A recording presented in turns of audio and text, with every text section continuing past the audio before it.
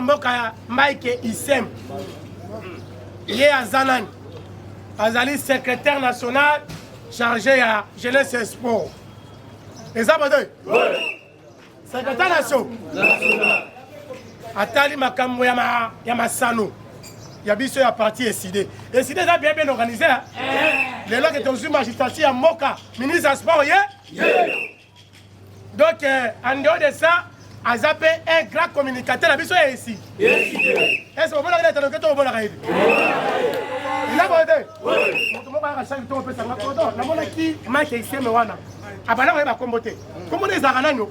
On a beaucoup de mal qui s'aiment. La monnaie ne tombera jamais. Hier, le baratou n'a pas. La monnaie ne tombera jamais. Alors, le bâté. Apanzato, apanzate. Les lois, il y a sous la recommandation, il y a le président élu Martin pas. Fallu la face à Peppa qui n'est pas si vous admirez Banamoka. Les amadés. Avant, Malobi la bouton, il s'est mais yaka. Zoé tout le coup à bateau, on a nous lycée. Aïe, toi, aïe. Bon, bah, moi, la bateau, ça a été. Tu vois, il y a pas l'eau. Je peux faire ça, Daka, à Panzateke. Les amadés. On ne met pas mon lot pour. Après ça,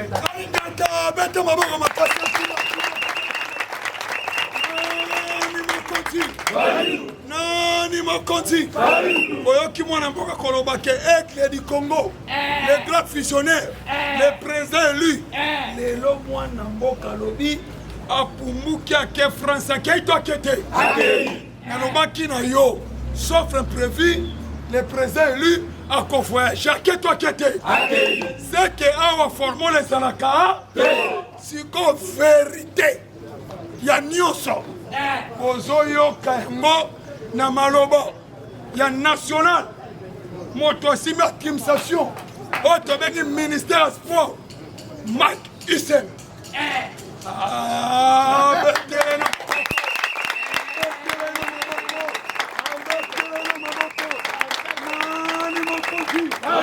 nani mokonzi po boyoka ya seke ngai nazongisi impasi tika mokonzi abimisa pa liboso boyoka ye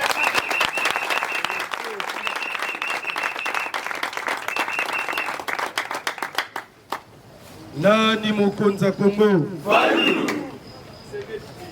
bon ngana besana na ba plein mais nazomona Ulysse na éviter qu'est-ce ne va pas namoni bandeko mususu baya bapusa na boye et puis boye bisa même bandeko ya ITPS oyo bazalaka na DGI boye bisa bango moto balukaka azawa na Ulysse bobenga bango mususu namonaka dipoke oyo bazalaka koto boye bisa bango ke mokolo mabele aza déjà awa baya koyoka donc je suis là sur place bapusa na boki mamoi un résistant qui m'a moi te bitumba kutu ya bagaz ya masasi tokimaka te bongo nde ya moi tokima est-ce que boza barésistant bato baza koto nga mutu mutu fayina kima moi fayina zala me naza na se ya moi me yo oye koyoka biso koyokima moi est-ce que oza résistant solo me mikongo namoni eyoloba na se ya ozokanga kitoko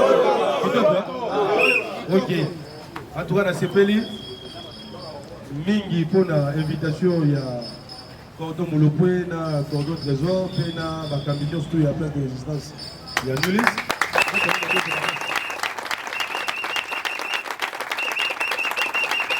tokitaka tous na ba place de résistance ezalaka fait d'azarte tokitaka ndenge omonaka avant même déplacement il y a autorité il y a toujours une équipe d'avance où ekitaka mpona kotala lolenge nini makambo ekoleka donc tokita yanga awa déjà eza charge na responsabilité baza na yango parce que soki likambo ekomelinga awa bango nde mato bakolukisa bango na parti ils ont un sérieux problème yango monaka va tokita tobengaka bango totuna bango est ce que tokoki kokita so babi bon bokita nde tozwaka badisposition pour que tokoma wana mais avant na bana bapopo na ngai parce que bofungola matoi makasi jusque là na lobi nanu te mais monoka moto ezoloba mais ngai nano te na lobi nakosenga na biso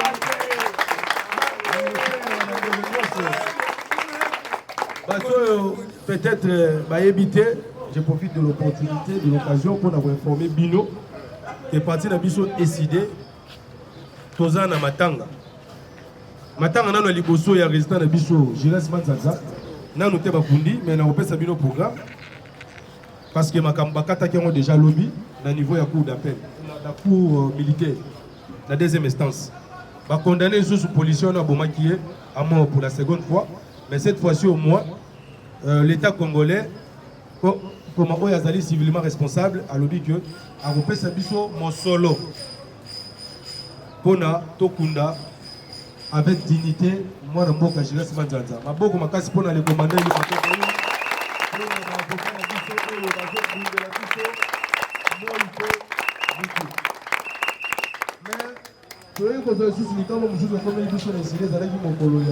lundi secrétaire exécutif na biso ya Kasai Oriental na Mbujimai mwana mboka Célestin Mbungu Mbangu je crois oui Célestin Mbangu akufaki mokolo ya lundi asalaki crise abandaki kobela mpenza te masalaki crise akufaki yango wana na kosenga na biso nyonso peut-être tobosanaki ya moto banda milulu oyo na kosenga na biso nyonso tu olati chapeau longola to observer une minute de silence en mémoire na bato nyonso tu batiki biso. Merci.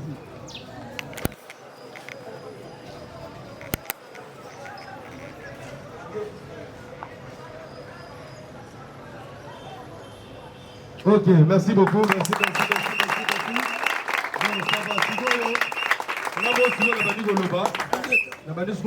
Est-ce que vous êtes prêts? Est-ce que vous êtes prêts?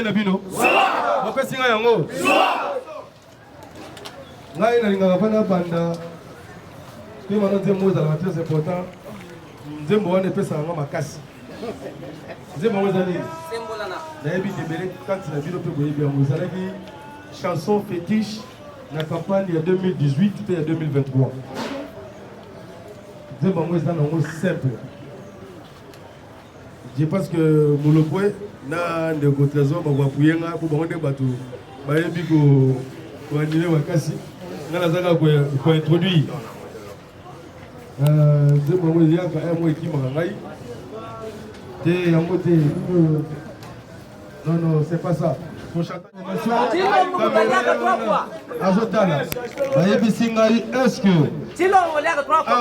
la nulis population oezao nayebi ke bauti bisiki ebele lisusu boye musala lisusu boye kop bayebi singa na bandako na bino bisika bauti boliaka 3 fois par jour ya solo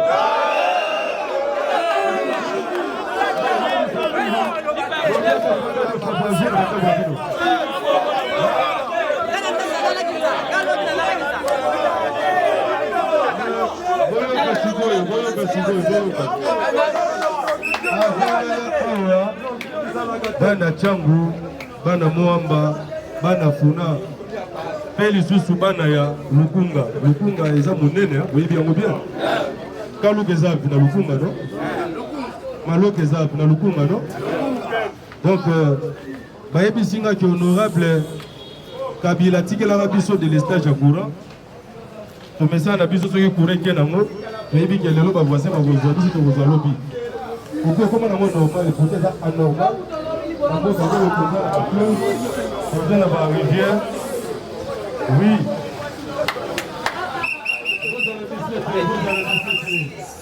bana mboka s'il vous plaît ne soyez pas distrait soki mutaleki na intimidation pose la pour mona te pose les gars place oyo donc lisi likolo ya vous informer bataliba tout na za awa pour comprendre ba agitation il faut commencer à envoyer des gens donc lisi likolo lisi omoni mutu aye abandi n'importe quoi pour saisir lui biso moko tokosunga ye ok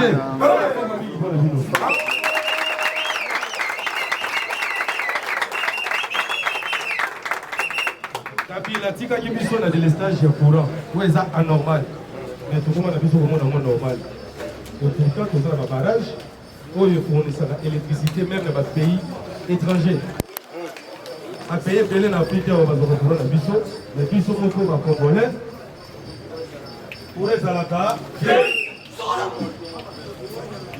ti lombolera ye comme aza plus médiocre ke Kabila Parce que Kabila Zalagi médiocre.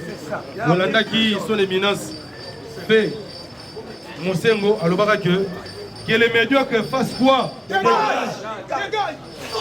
Mais maintenant Chilombo a plus médiocre que Kabila. Ceux qui Kabila Zalagi Bololé, Chilombo a des Gizeki. Donc c'est-à-dire qu'il est très médiocre à un niveau que vous ne pouvez pas imaginer. Et comme je dis que la population va être au-delà de l'estage, au-delà de l'estage, au-delà de l'estage, au-delà peut commis à de l'estage. Il y a moins de deux. Et comme ils sont qui le balai qui va lier, ma couloute va rouler à la lobby. Le balai qui va rouler après 48 heures. Et les alliés en réalité, Oyo, ils vont vivre le haut de la biso. Ils ont pas monté. Mais, par exemple, le famille Yuanate, les alliés ceux qui population eux vous a vous y a 3 fois par jour mais il est partout. Donc on a vu ce bazar la diaspora, Baruta la bino, Baruta la bino. En temps réel, les 14 ça partout dans le monde entier, Baruta la bino. Parce que Bayebi que non, je serai ici dans l'Ulysse. Donc il y a un qui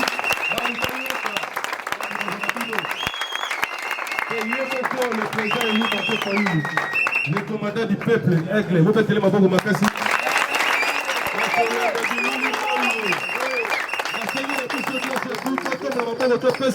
Le commandant élu, le président élu, le commandant du peuple, montez,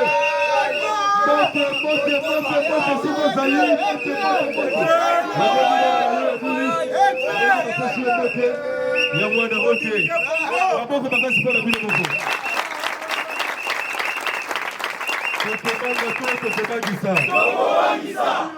vous après pour moi, ça peut connaître. C'est pour moi, c'est un chilo, mon aïe de peste.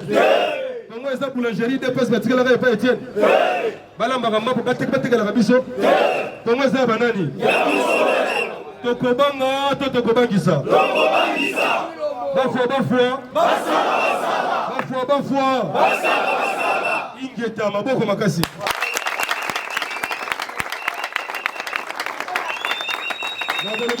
Parce que Raphaël a médité déjà pour l'immobilier, mais maintenant, il a un peu beaucoup plus pédagogique. Pour la lingaka, tu vas comprendre. Parce que l'actualité politique a évolué. Et c'est que la position de la Mouka, il y a le président élu Martin Fayou les années. Il y a un expliqué bino et l'autre c'est ngeli toye ba eza boye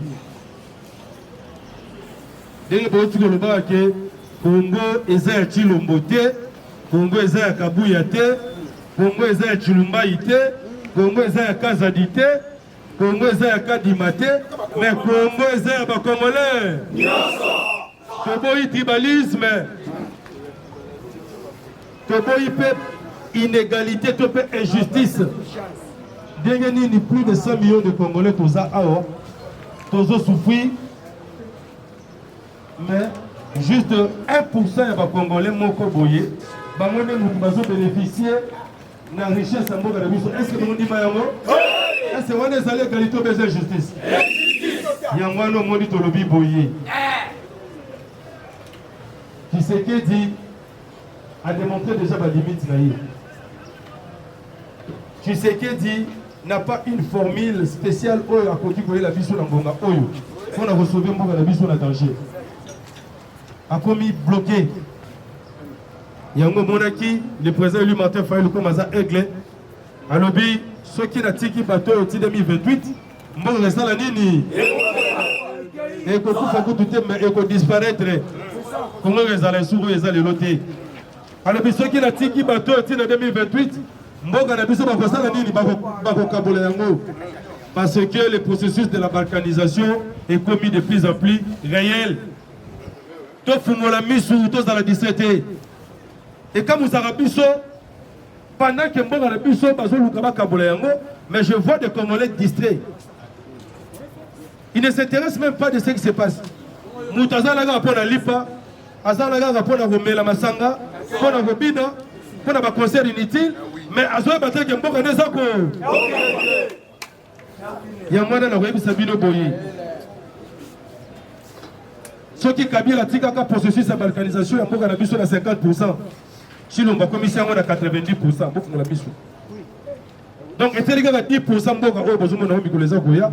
Ce qui est calamité, Barokabola Yango, et projet de balkanisation Oyo et Zalaki monté depuis 1960 par le multinational, par les puissances mondiales, et vous allez concrétiser. Dans le pays, Sabino va faire, mais vous voyez, pourquoi Nazolo Bayango? Tout le monde dit Awa M23 Bandi Aventure Naïna Bunagan. Chilombo Awa le Biono, voilà, c'est rien.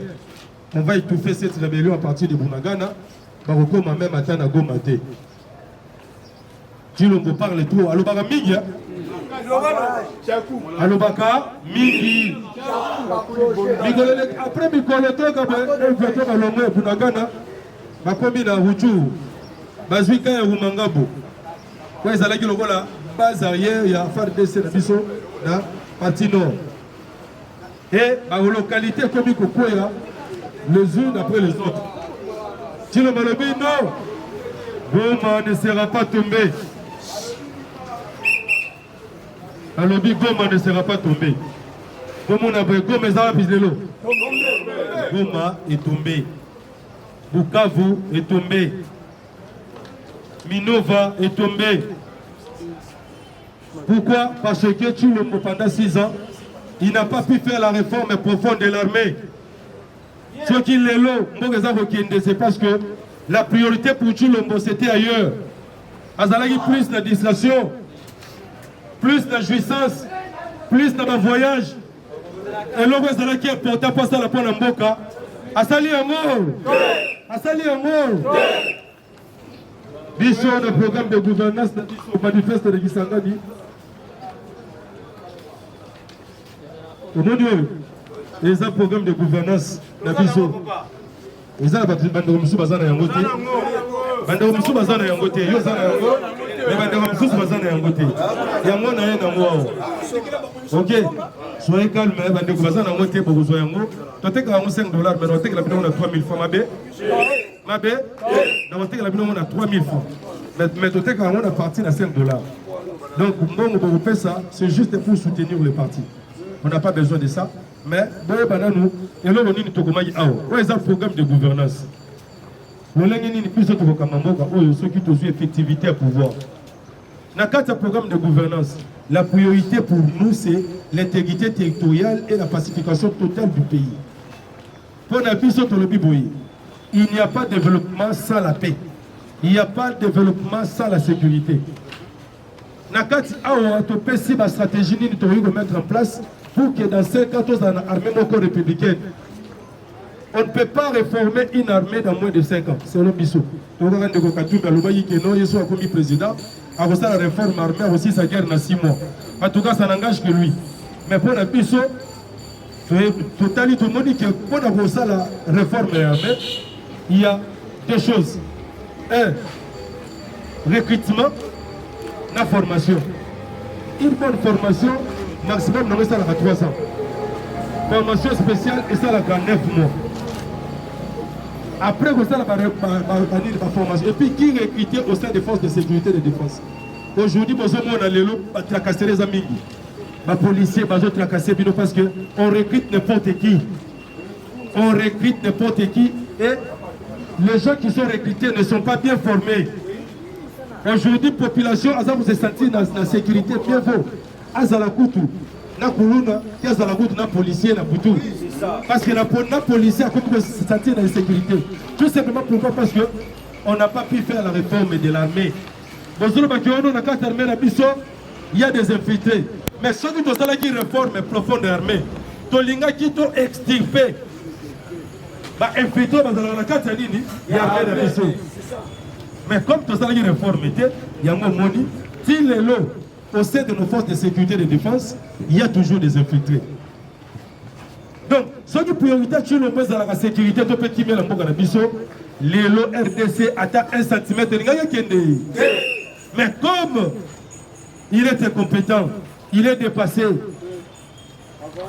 tu peux gagner président par accident, à travers des élections aussi par accident.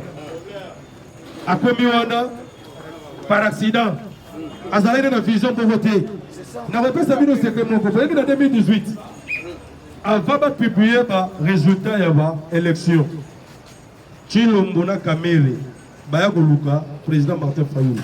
Les témoins sont là, Bazaïba, Maman Bazaïba, na le feu Pierre Lumbi. Ils avaient déjà des informations que c'est Martin Fayulu qui est élu président de la République. Chilombo na Kamere baya koluka Martin Fayulu. Ba témoin Bazali wana Maman Bazaïba et le feu Pierre Lumbi akufa Bazaïba Bazali. Ba ABC président Kiono Degezawana Yonde Mutoliki na Bokondi toye to signé accord de gouvernance biso cash tous primature comme ça bino besoin de président biso habité na on signé accord na bino parce que tous la coalition moko na bino.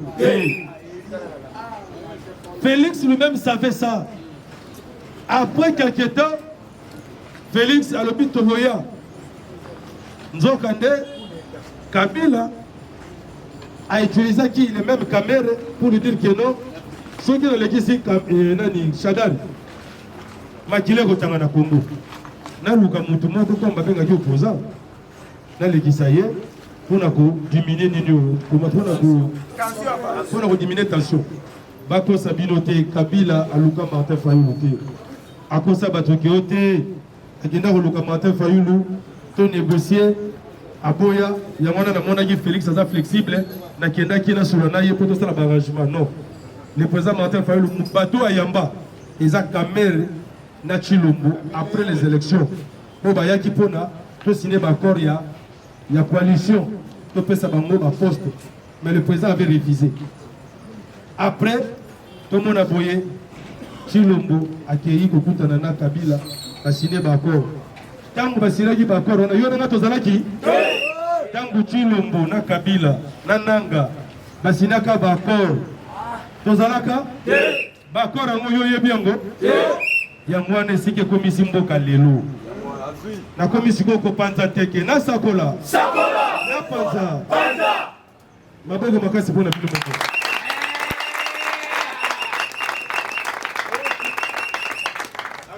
moko pour évoluer. Babengi Martin Fayulu a dépassé, nous tous ça les sous bien déjà l'élection les cas, il y a la vérité des urnes, vérité des urnes. Lelo Mokili Mobimba Baye Biete, l'unique et le président élu depuis 2018. Si Lelo na Mokola Lelo, Ezali Martin Fayulu. Maboko Makasi.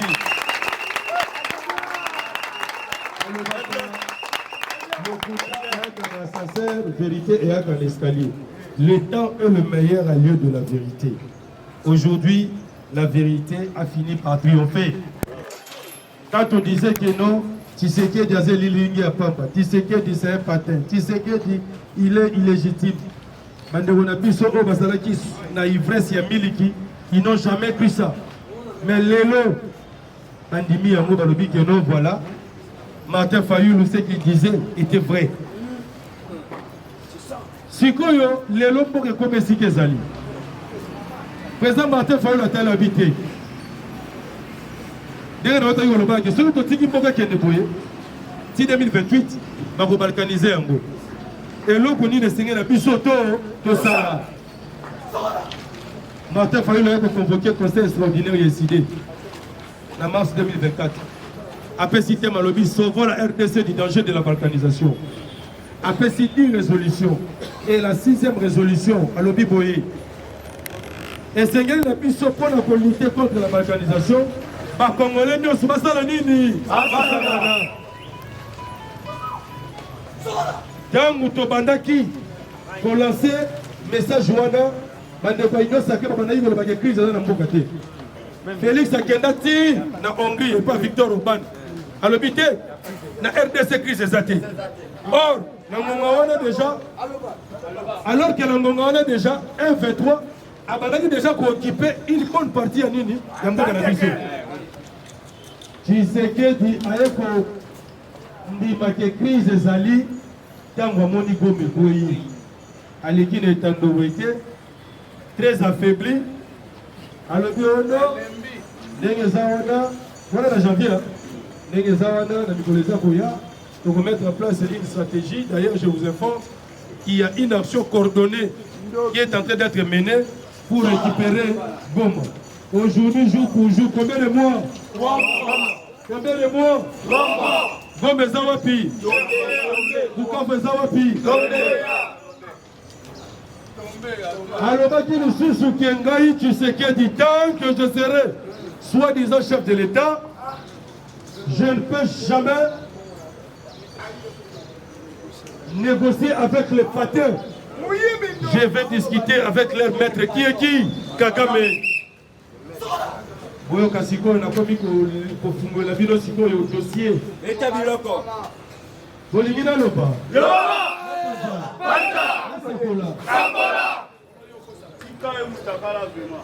Tshisekedi, comme à respecter Maloba na mon côté, à mon qui a commis bloqué, les pouvoirs pour les pouvoirs.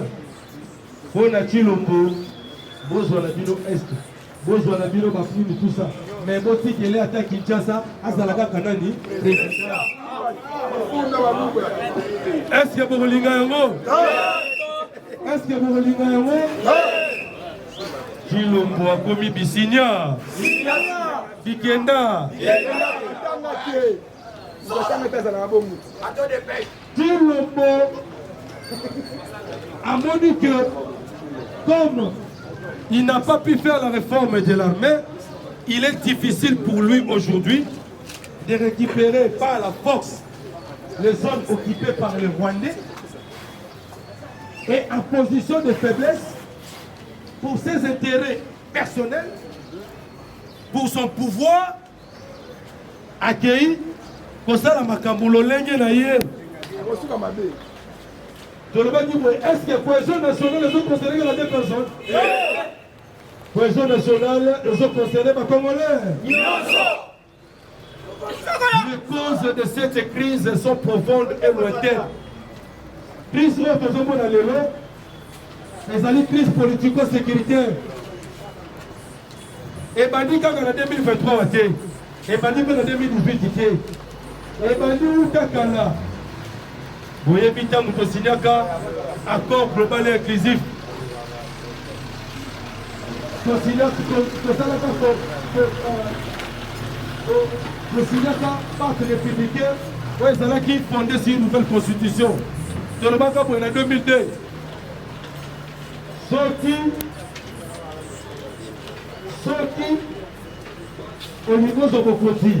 Et Seigneur nous avons par la voie des élections. Il y a un moment qui met en place une nouvelle constitution de la 3e République. Mais parti républicain, comme l'homme politique congolais est moins sérieux. Comme l'homme politique congolais est médiocre, viola partout à partir de l'élection 2006. Mouto au peuple a voté que ça, Mouto à l'écart qui 2011, même chose. Mouto au peuple a voté qui? Et ça dit Mouto à l'écart qui mais en 2018, quand vous voyez qu'on votait massivement, le président élu Martin Fayoulou, il y a la hold-up électoral. Et pour ça, la crise politique, et pour ça, la crise politique, il y a et pour engendrer crise sécuritaire.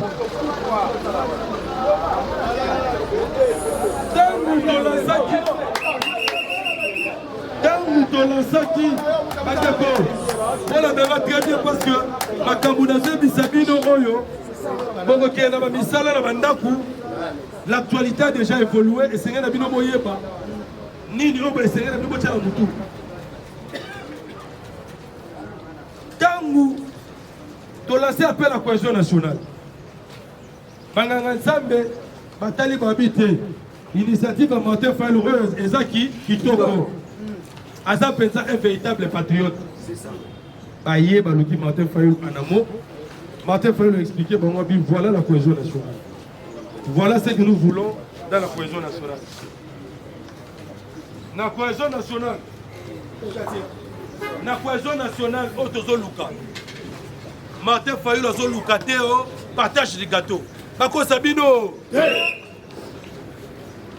La cohésion nationale au toza luka. Tozo luka eloko moko. Mboka na biso ezala bomoko. Doit restaurer intégrité territoriale. Doit retrouver intégrité territoriale à biso. Yango mona qui doit éliminer qui 5 points. Non, laissez tomber. Ça va laissez tomber, il n'y a pas de problème. Yango mona qui doit éliminer qui 5 points. Dans le but tango to refana la cohésion nationale. Parce que il faut pas éliminer la rabino. Cohésion nationale, c'est un terme creux. Il faut voir le contenu c'est quoi. Dans le but tango to refana 5 points au Togoloba. Topé oyo toko solo là. 1. Et ça d'abord comment restaurer l'intégrité territoriale mboka na biso parce que nangonga oyo mboka na biso ça s'est occupé par les Rwandais. Ba Rwandais bazana objectif kaka moko. Objectif na bango eza kutu te ba benga na Félix T. Objectif des Rwandais c'est quoi? C'est de concrétiser le plan de la balkanisation. Rwanda, Uganda, Balingi, Uganda, Ituri, Rwanda, Azwa, Nord Kivu, na Sud Kivu. Et comme annexer la bamboka na bango, c'est pas nango? On dit yango? Yango to l'habité. Tant ou to refanda. Na kata cohésion nationale. Nga na makanisi ya malamu. Na yebi lolenge nini oyo na komeka un ko sunga bato ba kozala la gestion. Parce que la kata cohésion nationale to zokelende pour to benga na Félix. Non. Il est en train de faire son deuxième mandat frauduleux. Nous, en tant que des démocrates, des pacifistes, Tomenakali Timoko non armé. Parce que Tolinga Ramboka na biso. Martin Fayulu, comme Tolinga Ramboka, alors quel que soit ma mère au Salangaï, quel que soit ma mère au Salangaï congolais, il a failli le prendre l'accepter que les patriotes. Nous avons de toute une table avec toutes les parties prenantes. Tous les Congolais. Parce que si ça dépendait de Martin Fayulu, à quoi jamais Kondima, Kofanda et Sikamo Konaba Miyibi, Kofanda et Sikamo Nabato Basana Makila Maboko Nabango, Kofanda et Sikamo Konaba médiocre. Mais ce qui est Martin Fayulu Nimi Yango, malgré Onos Tubasalaye, et ça parce que Alingi Mboka, c'est ça. Alors, Ezalananga.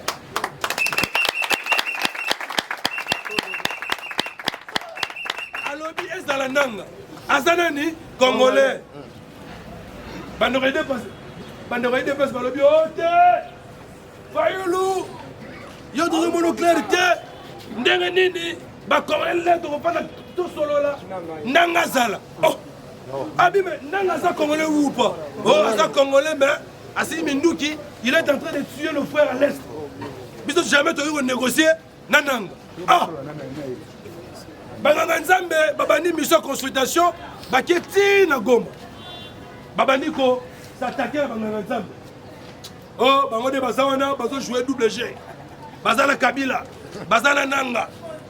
Makamuna Bangwana pour le sud de Kinshasa. Il y a dialogue na Bangwana Togolanda Moté. Babani ko s'attaquer na Martin Fayulu. Babani ko s'attaquer na Banganga Nzambe. Martin Fayulu habité. Soki bolingi boyeba. L'important stopper le contenu à cohésion nationale. Boya to kutana to solola. Deuxième point lobby na kata cohésion nationale. Nous allons parler de la gouvernance intègre. Comment lutter contre la gabegie financière? Quand la ndenge ni to réduire le train de vie des institutions. Parce que les autres dans l'institution oyo importance na moi ça té. Aussi le rôle la scène ça. On est dirigé par Olenga Koy. Et ça la gana. Ba millions et bimaka chaque fin du mois. Et ça la gana nini. C'est ça. Les lots. Est-ce qu'il y a bon monde na Ukraine pendant qu'il y a besoin de la guerre? Parlement na bango ça. Yes. Parlement na Ukraine ça la raté. Parce que n'a pas député, n'a pas sénateur. Il y a même des députés et des sénateurs qui ont un rôle na armée comme des volontaires pour nous défendre Mboka na bango. Mais boni biso awo.